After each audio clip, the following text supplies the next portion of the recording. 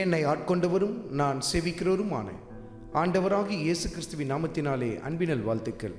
கிறிஸ்து இயேசுவுக்குள் மிகவும் பிரியமான அன்பு சகோதர சகோதரிகளே, கர்த்தரின் தாசனாகிய மோசேக்குள் காணப்பட்ட தாழ்மை மிக ஆச்சரியமானது. பாருங்கள், வசனத்தை குறித்து கொண்டு தியானித்து பாருங்கள்.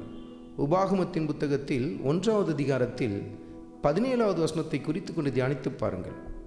அந்த இடத்தில் ஜனங்களை விசாரிக்கும்படிக்கு அவர் தலைவர்களை ஏற்படுத்தினதை நீங்கள் பார்க்க முடியும். அவர்களுக்கு கொடுத்த ஆலோசனை எப்படிப்பட்டது? முகதாட்சணியம் பார்க்கக்கூடாது, கர்த்தருக்கு மிக உண்மையாக இருந்து அந்த ஊழியத்தை செய்ய வேண்டும் என்று சொல்லிவிட்டு, அதோடு கூட ஒரு காரியத்தை அந்த வசனத்தின் கடைசியில் அவர் அவர்களுக்கு சொல்வார். உங்களுக்கு கடினமாக இருக்கிற காரியத்தை என்னிடத்தில் கொண்டு வாருங்கள், நான் அதை தீர்ப்பேன் என்று சொல்லவில்லை, நான் அதை கேட்பேன் என்று சொல்லி எழுதப்பட்டிருக்கிறது நீங்கள் பார்க்க முடியும். அப்படி என்று சொன்னால் என்ன அர்த்தம்? உங்களால் முடியாததெல்லாம் என்கிட்ட கொண்டு வாங்க, அதெல்லாம் நான் பார்த்துக்குவேன், அதுக்கு நான் தீர்ப்பு தரேன். உங்களுக்கு அது முடியாது, ஆனால் என்னால் முடியும், அப்படி சொல்கிறாரா? இல்லை. கேட்பேன் என்று சொன்னால் உங்களிடத்தில் நான் அதை கேட்டு ஆண்டவருடைய சமூகத்தில் சொல்லி அவரிடத்தில் ஆலோசனை பெற்றுக்கொண்டு தீர்வை பெற்றுக்கொண்டு நான் உங்களுக்கு சொல்வேன் என்று அவர் அந்த இடத்திலே சொல்லுகிறதை நாம் பார்க்க முடியும். எவ்வளவு தாழ்மையை பாருங்கள்.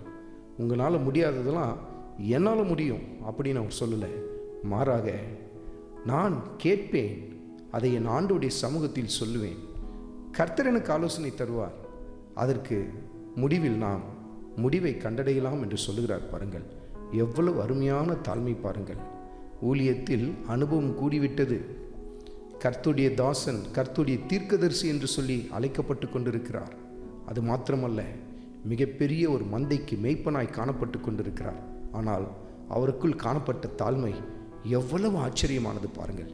இப்படிதான் நாமும் கிறிஸ்துவுக்குள் வளர்ந்து வர தாழ்மையிலும் மிக அதிகமாய் வளர்ந்து வர வேண்டும் பாருங்கள்.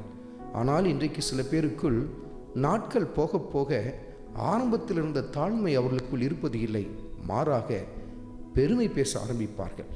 கிறிஸ்துவுக்குள் மிகவும் பிரியமான அன்பு சகோதர சகோதரிகளே, நாம் அப்படிப்பட்டவர்களாக இருக்கக்கூடாது. தாழ்மையை தரித்து கொள்வோம். இன்னும் அதிகமாக நம் ஆண்டவர் இயேசு கிறிஸ்துவிடத்தில் கிருபையின் மேல் கிருபையை பெற்றுக்கொள்ள ஆரம்பிப்போம். ஆண்டவராகிய இயேசு கிறிஸ்துவின் கிருபை உங்கள் அனைவரோடும் கூட இருப்பதாக. ஆமென்.